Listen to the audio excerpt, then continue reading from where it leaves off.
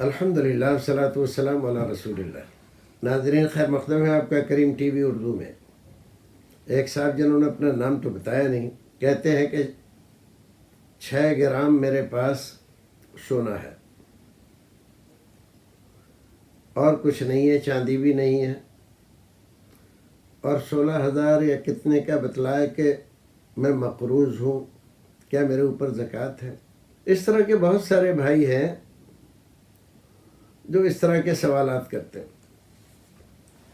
بھائی 52 تولے چاندی اور 7 تولے سے زائد 7 تولے سونا، یہ نصاب ہے۔ اگر اس سے زائد آپ کے پاس سونا ہے یا اتنا ہے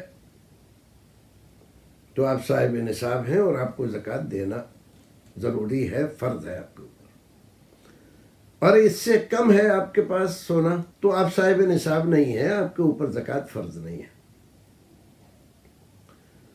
اب ایک طرف آپ کہیں کہ میں اتنے ہزار کا مقروض ہوں اور اتنا سونا ہے، تو آپ مقروض کیوں ہیں؟ آپ یہ سونا بیچیے اور قرض ادا کیجیے، آپ سونے کی مقدار کم ہو جائے گی، قرض ادا ہو جائے گا۔ تو لوگ لاکھوں روپے کا قرض لیے رہتے ہیں اور سونا بھی رکھے رہتے ہیں، اور زکوٰۃ نہ دینی پڑے اس لیے بہانے بنا ہم تو مقروض ہیں، مقروض پر زکوٰۃ کہاں ہے؟ بھائی مقروض ہیں اور آپ کے پاس جو سونا ہے اس سونے کو بیچ کے قرض ادا کیجیے، اور پھر دیکھیے آپ کے پاس کچھ بچا کہ نہیں بچا، نصاب کے مطابق پہنچ رہے ہیں آپ نہیں پہنچ رہے ہیں۔ آپ قرض بھی ادا نہ کریں اور سونا بھی رکھے رہیں اور اس کو بنیاد بنائیں کہ بھئی ہم تو مقروض ہیں، ہمارے اوپر تو زکوٰۃ ہے نہیں۔ یہ بہانے بازیاں نہیں چلتی، اور یہ صحیح سوچ نہیں ہے، غلط سوچ ہے۔ آپ کے اوپر جتنا بھی قرض ہے آپ اس کو اس سونے کو بیچ کے قرض ادا کر دیجئے، تو آپ اب مقروض نہیں رہے، اور آپ کے پاس اتنا سونا بھی نہیں رہا جس پر زکوٰۃ بنتی ہو، بات ختم ہو گئی۔